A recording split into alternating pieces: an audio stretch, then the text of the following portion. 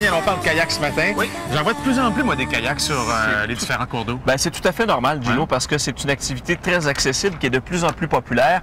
Tu sais, quand on regarde tout ça, le kayak est au Québec depuis des centaines, voire des milliers d'années. Les Inuits s'en servaient à l'origine pour les déplacements, pour la chasse. Mais aujourd'hui, c'est d'abord et avant tout pour des fins récréatives. Et je me suis rendu tout près, au lac des Deux-Montagnes, en compagnie des gens de chez Atmosphère qui étaient en formation avec des employés.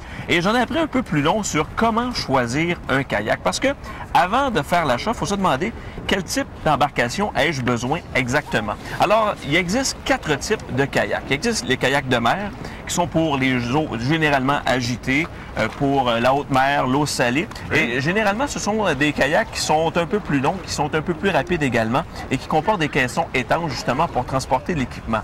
Il y a également des kayaks de randonnée. On va vous en montrer un dans quelques instants en studio. Eux, c'est parmi les plus populaires. C'est parfait pour les grandes étendues d'eau qu'on retrouve au Québec. L'eau douce, comme un lac sur le fleuve Saint-Laurent.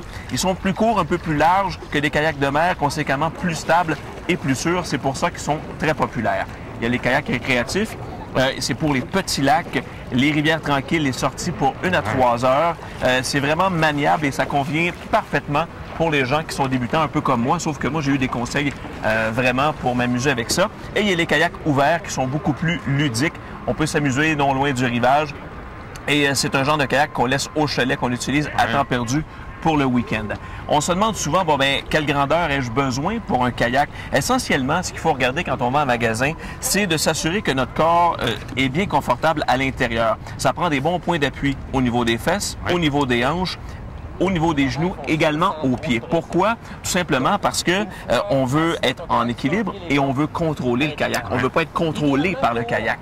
Et une fois qu'on a appris tout ça, c'est pas compliqué. On s'en va sur l'eau avec une bonne veste de survie, une bonne pagaie et on va naviguer tranquillement mais sûrement. Parce que, tu sais, les gens qui disent « Ah, j'ai peur de chavirer », c'est tellement bien conçu, ces embarcations-là. C'est en espèce de plastique, polyéthylène. La stabilité est tellement bonne. C'est extraordinaire. Les plus performants peuvent être en Kevlar. C'est vraiment bien conçu. Alors, j'ai rencontré quelques spécialistes, entre autres Laurent Péloquin, qui me parle un peu des choix essentiels à faire lorsqu'on se magasine un kayak.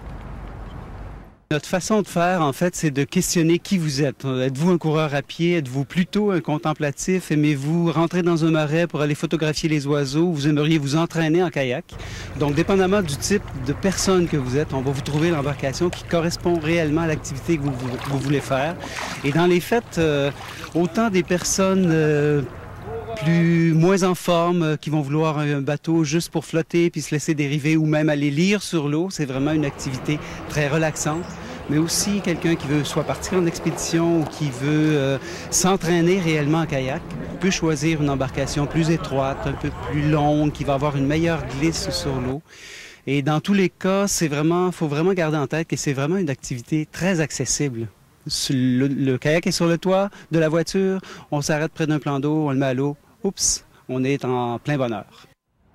On est tellement bas sur l'eau en plus qu'on se sent vraiment presque comme un poisson. Exactement. Ouais. Et par endroits, on peut certainement voir le fond de l'eau. Et c'est vraiment un sport de contemplation. On peut voir les animaux de près. On peut apprécier vraiment la nature aussi, pour ce qu'elle est. Exactement. Et quand je vous parlais tantôt des différents types d'embarcations, on en a un en studio qui est un kayak de randonnée.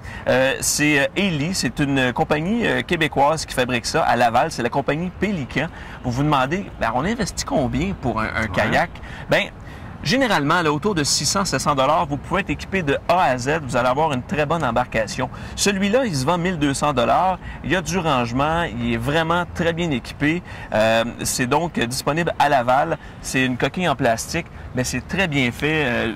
Du beau rembourrage pour les bancs et tout ça. Et je vous dirais aussi également, si vous êtes du type un couple, par exemple, et vous faites du kayak individuellement, mais toujours à deux, c'est presque idéal d'avoir une embarcation à 2 places parce que c'est beaucoup plus stable, c'est plus long, ça tient mieux sa direction et c'est plus économique aussi à l'achat. C'est sûr qu'on a plus d'indépendance quand on navigue seul, mais à 2, c'est vraiment aussi très agréable.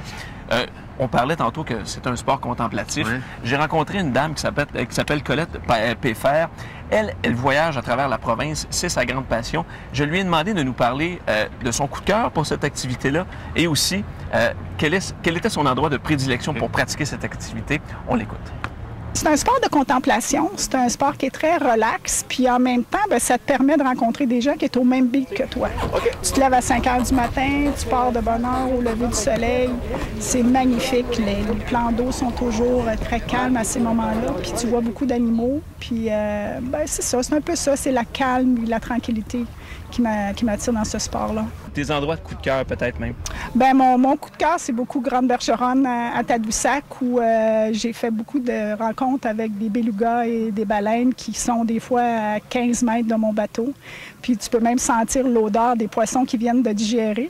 Fait que ça, c'est vraiment bien impressionnant. Puis en même temps, ça te fait vibrer à l'intérieur. C'est vraiment le fun.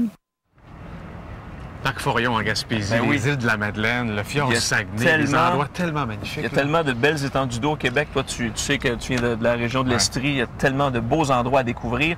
Et pour les gens qui s'intéressent, là, sachez que Atmosphère est en promotion jusqu'à la fin du mois de juin. Alors, si ça vous dit d'essayer le kayak, allez en magasin. Il y a un paquet de spécialistes qui sont là justement pour répondre à vos questions, pour vous permettre d'essayer ces embarcations-là en magasin et de sortir de là avec une embarcation qui répond à vos besoins et de vous permettre de naviguer tout le reste de l'été. Il y a de bonnes odeurs, hein? Oui! On a